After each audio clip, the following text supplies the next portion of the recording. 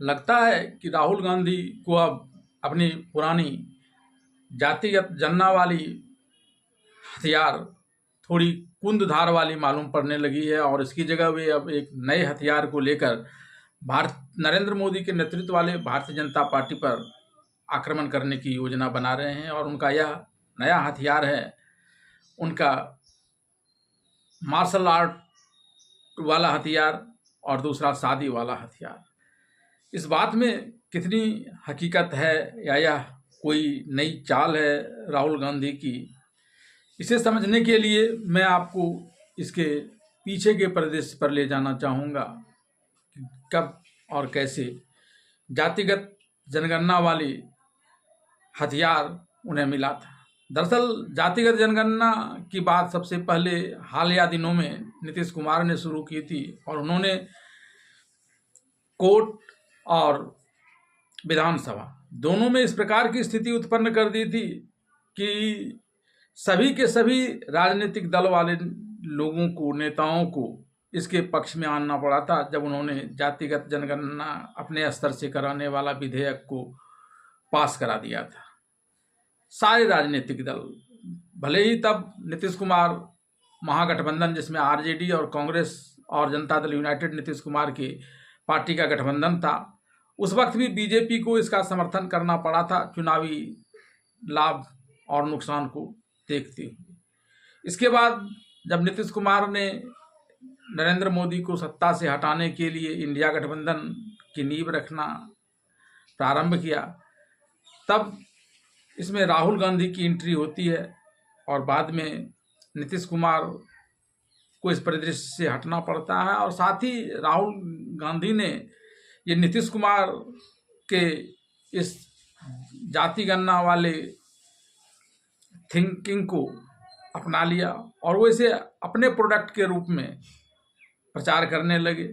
गोया नीतीश कुमार इसमें कहीं हों ही नहीं और ये उनकी कांग्रेस की नहीं बल्कि उनकी खुद की सोच है, खुद का इजाद किया हुआ हथियार है और उसके सहारे उन्होंने बीजेपी को मात देने की योजना बना डाली।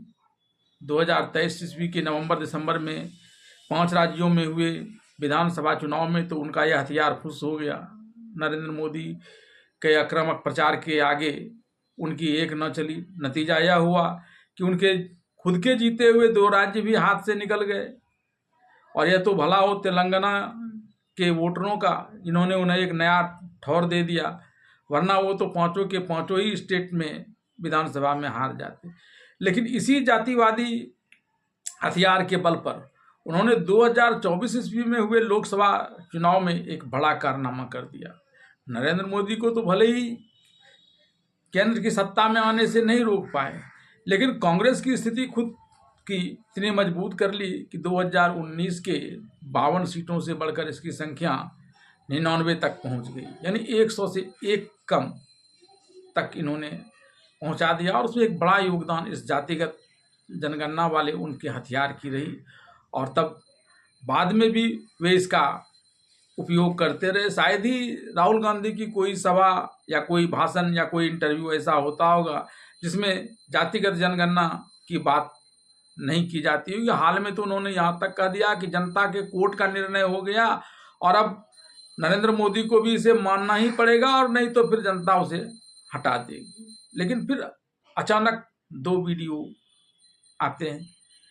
एक वीडियो खेल दिवस के अवसर पर आया और इसमें वे मार्शल आर्ट करते हुए दिख रहे हैं युवाओं के बीच और अपने आप को मार्शल आर्ट की 2 विधाओं में से एक विधा में ब्लैक बेल्ट होल्डर और दूसरे में ब्लू बेल्ट होल्डर बताते हैं।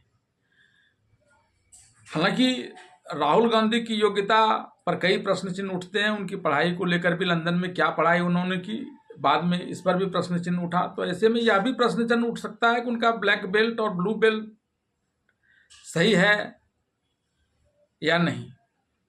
लेकिन फिलहाल उन्होंने इसके सहारे युवाओं को अपने पक्ष में करने का एक बड़ा प्रयास किया है और उन्हें लगता है कि एक बड़ा हथियार आने वाले चुनाव में खासकर 2029 में कामयाब हो सकता है।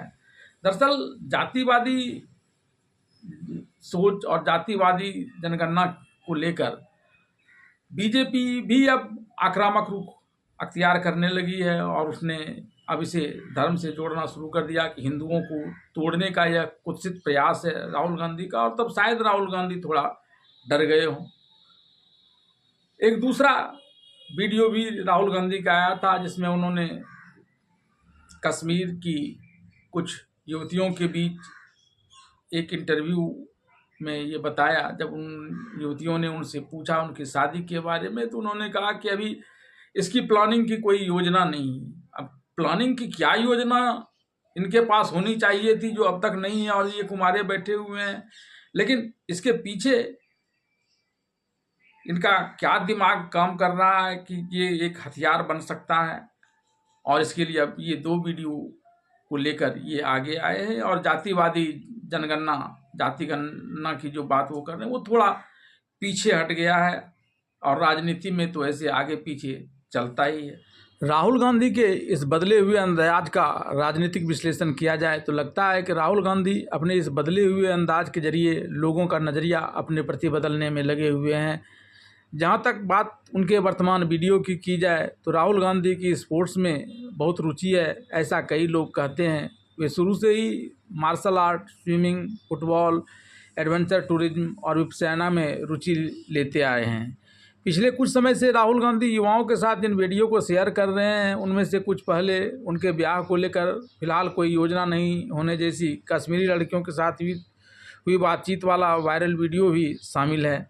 ऐसी वीडियो से राहुल गांधी यह दिखाने का प्रयास कर रहे हैं कि अब उनके अंदर आत्मविश्वास आ गया है, वे युवाओं के मुद्दों पर नज़र रख रहे हैं और उनके जरिए सरकार पर निशाना साध रहे हैं। और सबसे बढ़कर यह कि जिस सोशल मीडिया पर कभी पप्पू कहकर उनका सबसे ज़्यादा तिरस्कार हुआ करता था, उसी सोशल मीडिया का उपयोग वे अपनी बातों को रखने के लिए ज़्यादा से ज़्यादा कर रहे हैं।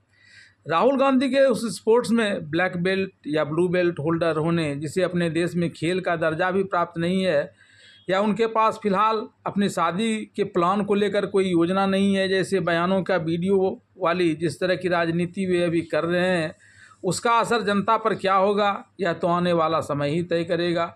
लेकिन अगर इसे 2029 के लोकसभा चुनाव से जोड़ा जाए तो यह कहा जा सकता है कि 2029 में राहुल गांधी 60वें साल में प्रवेश कर जाएंगे। और अगर तब तक ये जनता में अपनी पैठ बनाकर नरेंद्र मोदी की सरकार के सामने एक सर्वाइवल जैसी स्थिति उत्पन्न नहीं करेंगे तो फिर खुद इनके ही सर्वाइवल का समस्या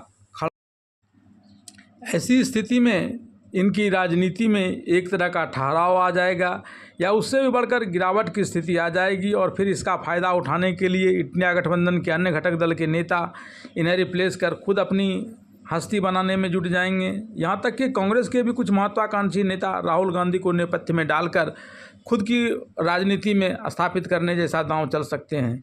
ऐसे में राहुल गांधी इस समय जो भी मुद्दा उनके सामने आता है उस मुद्दे को लपक कर उसकी राजनीति करने में जुट जाते हैं, भले ही उनकी ऐसी राजनीति का दूरगामी प्रभाव उन पर, उनकी पार्टी पर, विपक्षी पार्टी पर, समाज पर या देश पर कुछ भी क्यों न पड़े।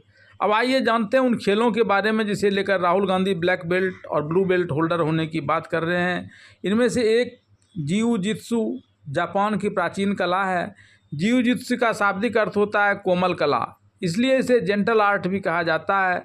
इसके उपयोग आमतौर पर सेल्फ डिफेंस के लिए किए जाते हैं। जिऊ जित्सु के जरिए अपनी आंतरिक ताकत को विकसित किया जाता है।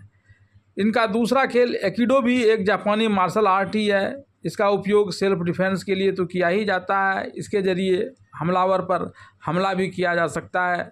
एकिडो को कई शैलियों में बांटा गया है, जिसमें इवामा, रियू, इवामा, शिन एकी, सुरेन, काई प्रमुख है।